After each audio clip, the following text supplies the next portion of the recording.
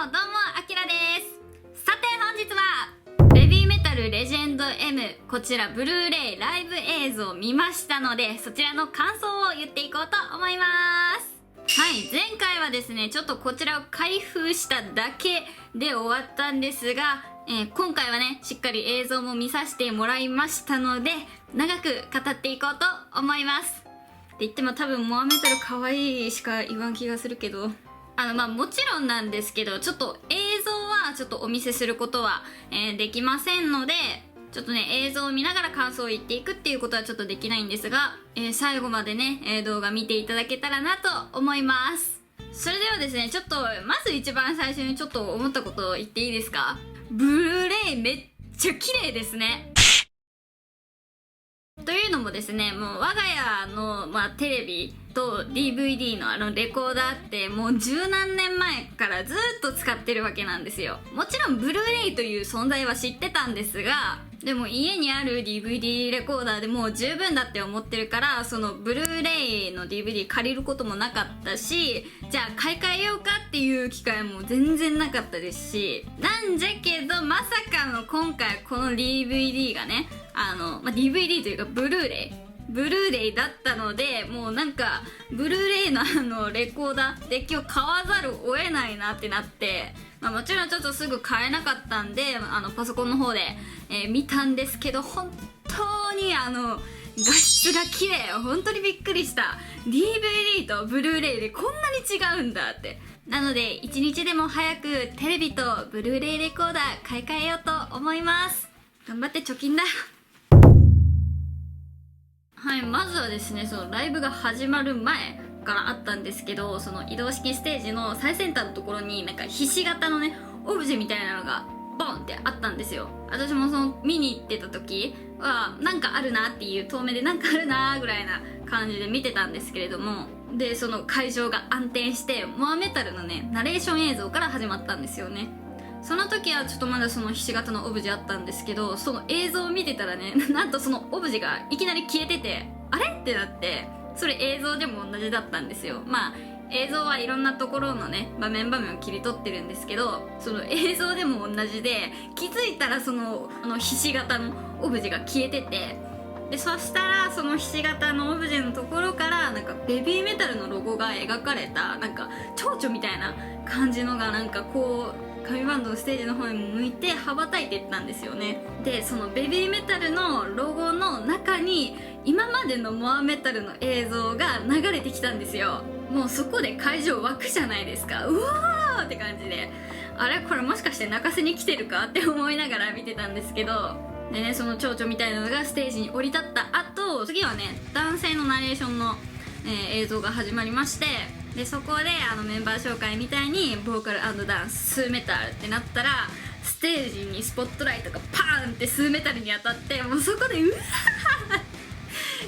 こいいってなって、いやもう映像だけど叫ぶよね、叫んだよねめっちゃかっこいいって。で次にスクリーム&ダンスモアメタルパーンうわーでそしてスーメタルとモアメタルを支えるために3人のアベンジャーズのうちの1人が降臨するという。で誰が降臨するかキツネ様のみぞ知るっていうナレーションが流れてきて、でその後ですよ、諸君首の準備はできているかって、うわ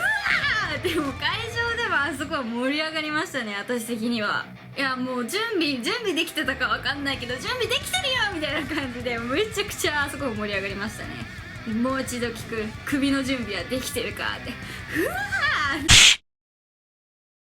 ーちなみに言っておきますけど、ここ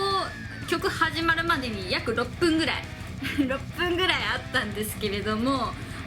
曲始まる前でこんなに楽しめるライブってあるんだと思いまして、初めてのねライブだったっていうのもあって、当時は曲始まってないのにこんなにテンション高ぶって大丈夫みたいなっていう感じはあったんですよね。っていうぐらいもう曲入るまでの世界観も本当にトータルして素晴らしくって、何回も言うけどまだ曲始まってないんよ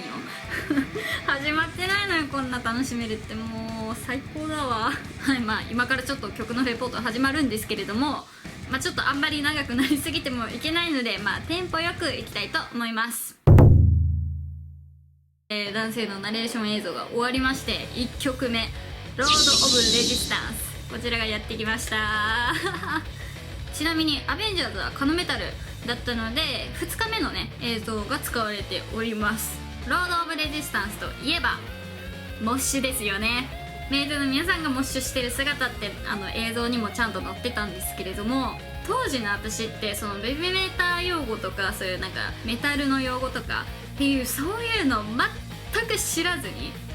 現地に行ったもので、その当時ライブ参戦動画撮ってるんですけどモ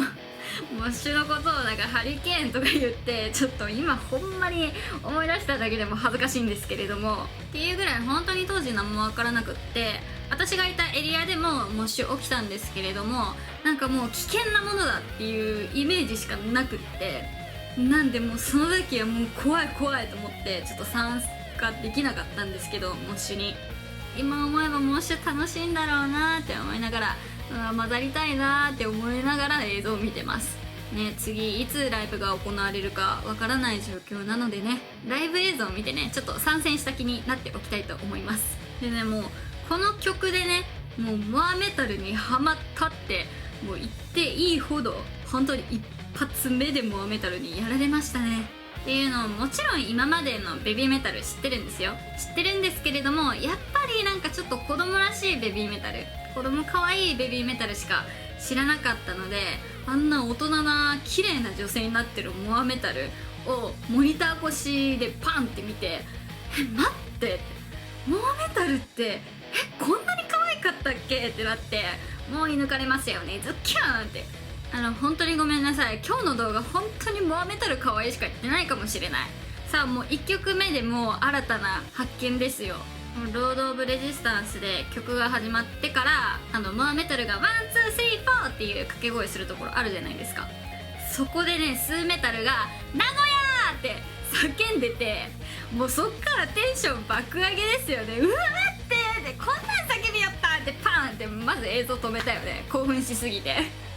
いやもうこんなテンションで見よったら絶対酸欠になると思って、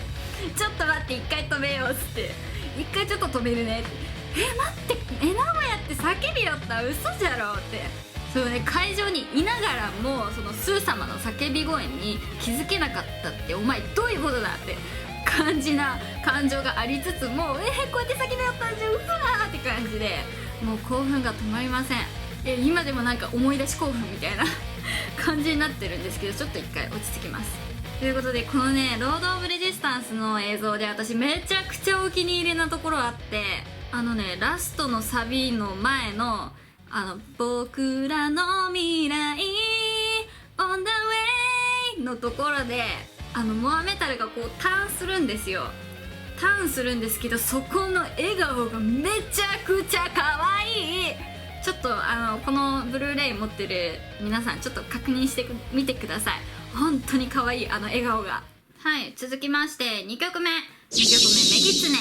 ネがやってまいりました。もう今となってはもうメギツネってすごく定番なんですけれども、当時の私からしたら全曲生で初めて聴く曲だったので、本当に全てが新鮮でした。で今回の私的に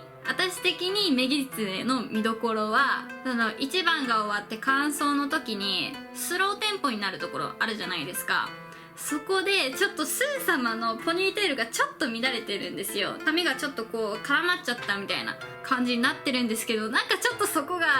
色っぽいというか、なんだろう、セクシーだなみたいな。今までねそのかっこよく歌われててすごくクールだったのに、髪が少し乱れることでなんかすごくセクシーになるっていう、何あの現象。いやどういう見どころだよって思うんですけど、ちょっとその髪が乱れたスー様に私ちょっとグッてきましたね。でそしてメギツネの見どころ2つ目、モアメタルがどんなリアクションをするかっていう、もうある意味一番の見どころでもあると思うんですけれども、そうスローテンポのところで女は女優よってやってる時に、そのモアメタルがね今までねいろんなリアクションをしてきたわけですよ。じゃあこのレジェンド M でモアメタル何かやったのかなと思って、そこすごく私も気になってたんですよね。で実際よくよく見てみると、まずなんかスー様が何か言ってるんですよ。なんかちょっとこう顔がなんかちょっと動いてたんで、なんかスー様煽ってるなみたいな感じだったんですよ。でそれに対して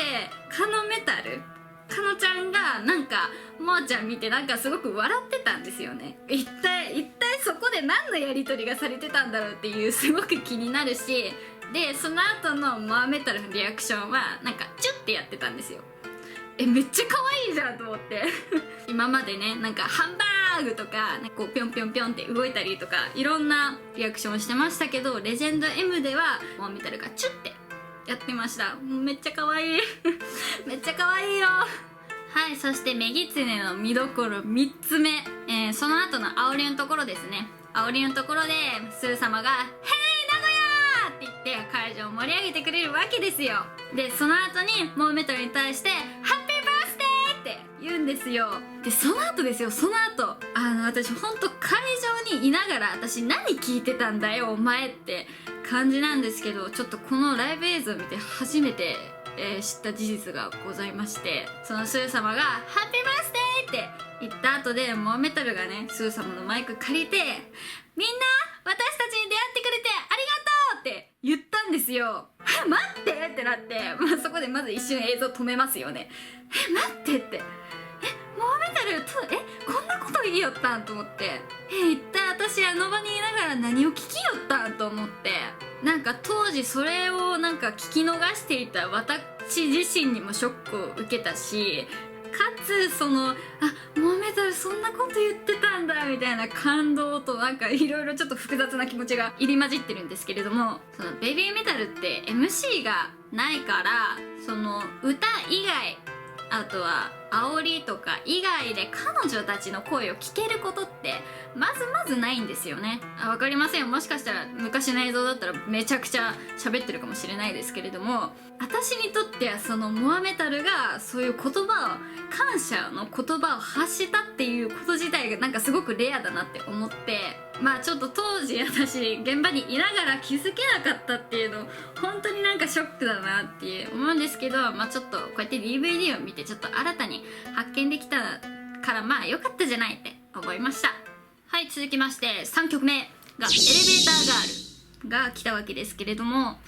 この曲ってすごく一見かっこいい曲だなって私音源聞いた時思ったんですけど、でもスー様の歌い方をよくよく聞いたらなんかすごい可愛らしい歌い方されてるなって思ったんですよね。このライブ映像、このライブ音源聞いて、なるほどね、そういう歌い方もあるんだなって、この曲はちょっと勉強になりました。で私このエレベーターガールでね、ちょっと一番好きなところがあるんですけれども、2番かな、2番が終わってから感想のダンスでカノンというね、数拍ずらして、踊ることなんですけれども、そのカノンが取り入れられてるんですよね。なんでそこのねダンス私めちゃくちゃ好きで、スー様が最初に踊るんですよね。でそれを追っかける形でモアメタルとカノメタルが踊っていくっていう感じになってるんですけど、映像を見てまずこうなってるんだと思って、でそこになんか私すごくなんかちょっと魅力を感じたと言いますか、あえてそうやってずらして踊っていくっていうのなんかちょっと魅力的だなって思って、なんかそこはずっと見入ってしまいます。このレジェンド M の映像にも限らず他にもちょっと映像出てると思うんで、ちょっと皆さんそこを気にして、見てみていただけたらなって思います。はい、続きまして4曲目、ディストーション。もうこの曲はね、私 MV が出た当時からものすごく大好きで、もう定期的に聴いてる曲なんですけれども、そんなこと言ったら全部好きなんだけどね、全部好きなんじゃけど、でもやっぱディストーションはね、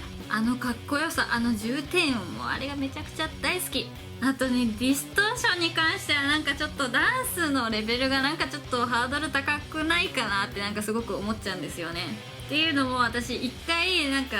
本当にディストーション大好きだから、ちょっと一回踊りたいなと思って、よし練習しようと思ったんですけど、イントロでつまずきました。そもそも私自体その映像を見ながらダンス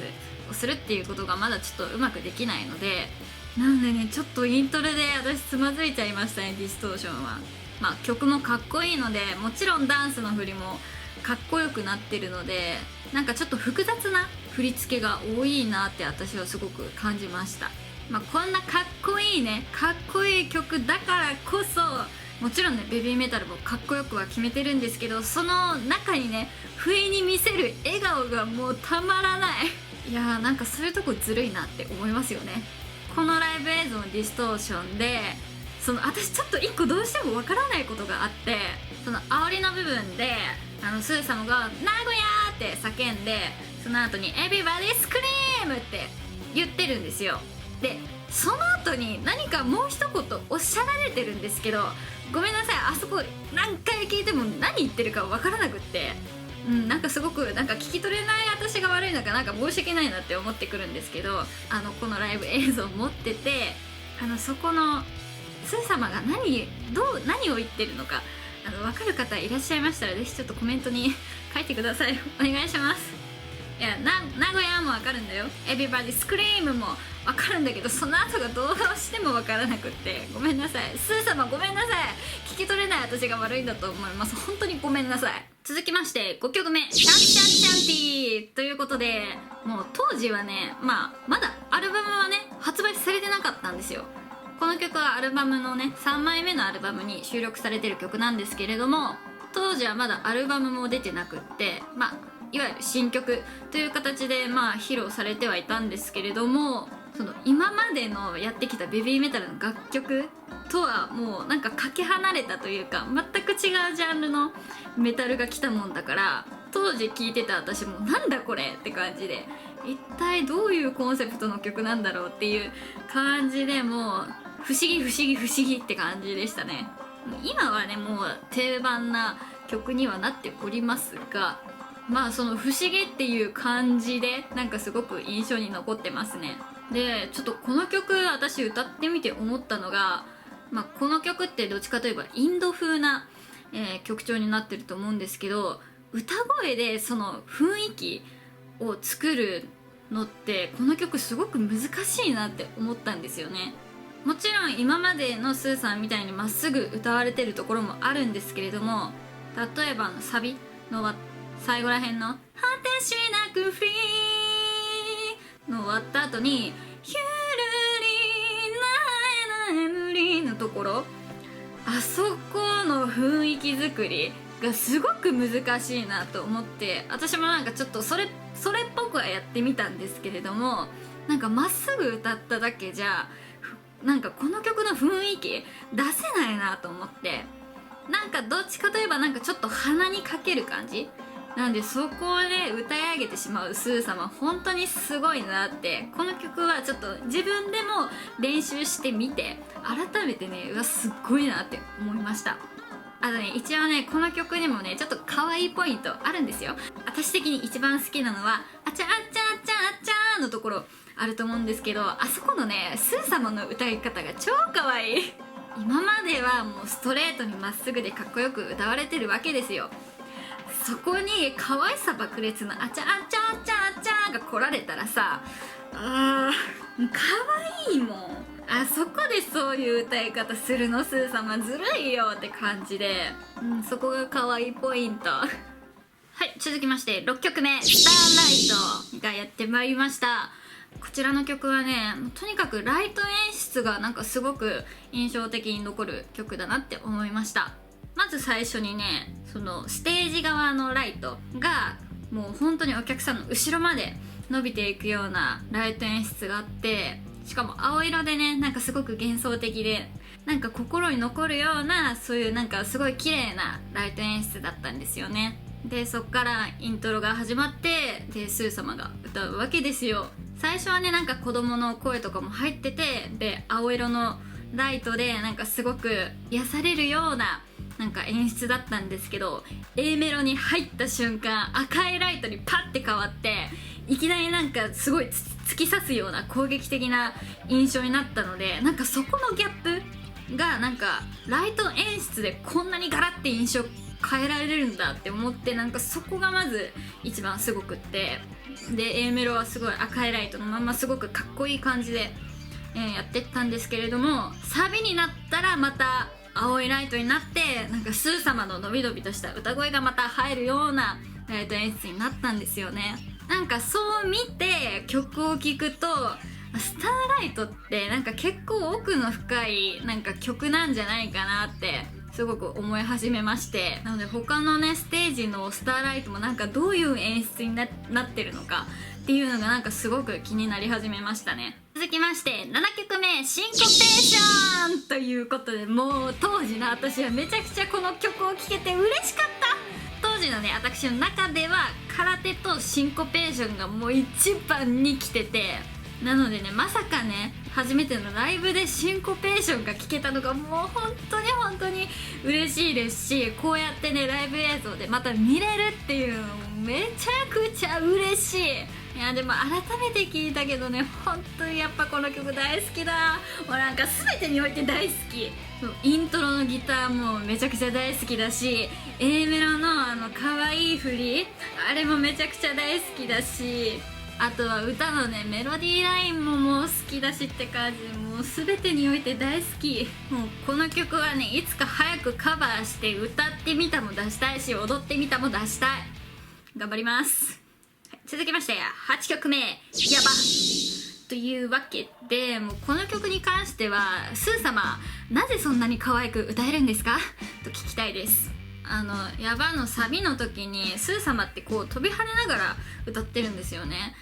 体感どうなってるのってすごく思いますよね。やっぱり体幹ブレたり、そうやってなんか少しでも動きあったらやっぱ声ってすごくブレるんですよね。なのでそこをブレずに歌うのってなんかすごくトレーニング必要なんだろうなって思いました。あとねこの曲でね、なぜかねカノメタルのねブレスレット、リングのあれが取れてるんですよね。あれいつの間に取れたんだろうと思って、あれと思って片方ない、ちょっと違和感って思いながらも見ておりました。あとねこの映像での見どころはね、サビだな。サビのねモアメタルがねあれどっちの時になんかちょっと下唇なんかってやってるんですよね。こうやってって感じでやっててめっちゃ可愛いと思って私的にはヤバの見どころはそこです。続きまして9曲目、パパヤー。はい、この曲はですね、当時は先にその音源の方が配信されてたので、先にもうこの曲は聴いてたんですよ。もうこの曲聴いた瞬間ね、なんか熱いなんかサマーソングみたいな感じで、これ絶対タオルいるわって思ったんですよ。で新曲だから絶対ライブでやるだろうなって思って、タオルはもう確実に入手いたしました。もう曲の初っ端からずーっとタオル振り回しててめっちゃ腕疲れたんですけど、まあものすごく楽しかったです。でね、このライブ映像を見て私気づいたことがあって、本当にねこれもまたね、お前現場にいながら何聞いとったんやって話になるんですけれども、曲の一番最後のところでパパやーってあるんですけれども、そこでスー様が名古屋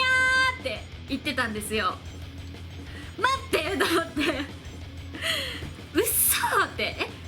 名古屋って言いよったと思って、もううち現場におったのにさ、それすら気づかんかったんですよ。ほんま何聞きよんやって感じなんですけれども、いやもうほんまこれ次ライブ行ったら本当にスー様に謝らにゃいけんみたいな、あの時は聞けなくてすみませんでしたって感じで、もうほんと謝罪レベルだよということで、本当に今ライブ映像を見て気づくことたくさんあったんですけれども、ちなみにさっきのヤバの曲でカノメタルのブレスレット外れてたじゃないですか。でパパヤになったらまたブレスレット復活してたんですよ。よかった復活してるって思って映像見てったら、また途中でブレスレットが消えてたんですよいやなんかどういう映像の楽しみ方しようんだろうって思うんですけれども、さて次の曲でブレスレットは復活するのでしょうか。お楽しみに。続きまして10曲目、ギリチョコ。いやもうこの曲に関しては可愛いしか詰まってないでしょ。いやもちろんかっこよさもあるんだよ。もちろんかっこよさもあるんだけども、可愛いしか詰まってない。ちなみにカノメタルのブレスレットは戻ってきませんでした。この曲でね、今までも紙バンドがね一瞬映ることって何回かあったんですけど、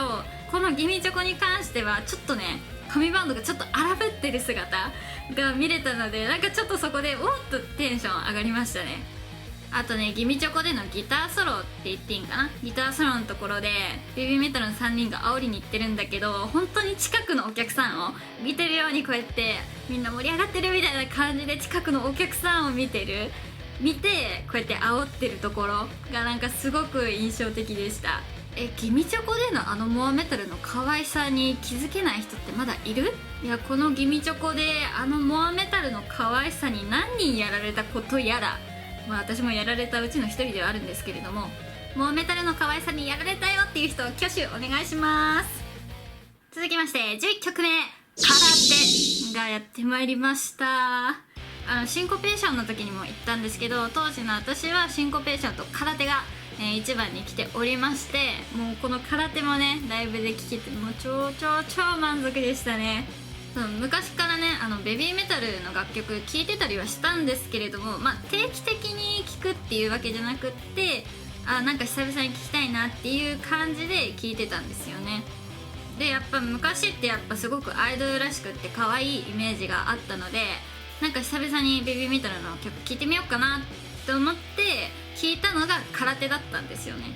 で空手を聴いた瞬間、あれベビーメタルってこんなにかっこいい曲もやるんだって、その時になんかベビーメタルの印象がガラッて変わって、そこからまたどんどんベビーメタルの曲を聴くようになってったっていう、すごくねベビーメタの、印象を変えてくれた曲でもあります。もちろんね PV、 もちろんね MV もかっこいいんだけど、ちょっと私しばらくの間このライブ映像の空手を見ようと思います。はい、12曲目がですね、なんとフューチャーメタルが、来たんですよね。私この映像を見て、ここでフューチャーメタル来たんだって思ったんですよ。まあ当時はアルバムもまだ発売されてませんでしたから、そのフューチャーメタルの存在自体を全く知らなかったわけですよ。で当時も私も何もわからないまま、でもなんか新しいインスト、それともこのライブのためだけに作られたなんか曲なのかな、何なんだろうこの曲って感じで、聴いてたんですけど、もうライブ映像を聞いてびっくりしました。ここでフューチャーメタル来とったんじゃと思って、私聞いたことあったんじゃと思って、いやなんかちょっとそこを一番びっくりしてしまいましたね。そして13曲目がヘドバンギャー待ってた。もうどれだけの人がこのヘドバンギャーを待ったことやら。はいって言ってもこのレジェンド M のヘドバンギャーは、皆さんモアバンギャーと言ってるんですけど、モアメタルがね20歳になったということで、この曲を歌っているわけなんですけれども、昔私このヘドバンギャーを聴いてなんかちょっと不思議というか怖いというか、あまりその当時の私の感性では受け入れられない曲だったんですよ、ヘドバンギャーって。多分一番初めに MV 見たんかな。 MV 見てなんか初めは不思議な曲だなってイントロ聞いてね思ってたんですけど、その後にヘドバンヘドバンヘドバンってきて、なんこの曲って感じだったんですよ、その当時の私は。でその後も MV 見続けたんですけど、なんかちょっとなんかアイドルらしくないというか、なんかちょっと怖い曲で私止まってしまったんですよね当時は。これがベビーメタなんじゃふーんみたいな感じで、もう私の中ではずーっと不思議な曲だったんですよ。不思議かつちょっと怖い曲みたいな、世界観がよくわからない曲みたいな感じだったんですよね。でもこのレジェンド M のヘドバンギャーを聴いてからもう一変しましたよね。ヘドバンギャーってこんなに楽しい曲なんだって、私の感性がね、徐々に変わってきたっていうのもあると思いますし、何しろ多分モアメタルが歌ったのがすごく一番印象がでかかったんじゃないかなって思います。モアメタルもねもちろんスクリームで、歌ってたりはするんですけれども、そのモアメタル自身の歌声を聴けるっていう機会はもうほとんどないじゃないですか。それを初参戦のライブで私聴けたって今思うとね、なんかすごいレアなライブに私参戦したんだなって思いますよね。というかシンプルにモアメタルも歌うまいのびっくりしたもん最初聞いて、待ってって、やっぱスクリームでも多少は歌ってるっていう、実績はございますので、まあ下手なわけはないなとは思ってたんですけれども、モアメタル歌うますぎてもう「へえ!」みたいな、当時はまあしびれましたよね。待って、モアメタル歌うし、かつめちゃくちゃうまいし、いやーもうこれはね、このライブ映像何回見ても飽きないっていうぐらい、今回のこのレジェンド M のヘドバンギャー、まあ、モアバンギャーって言うんですけど、本当に特別な一曲になったなってすごく思いました。なんでね、私はその今まですごく不思議な曲だなっていう感じだったんですけど、このレジェンド M のライブで、聴いてから、その後はヘドバンギャーにドハマりです。はい、続きまして、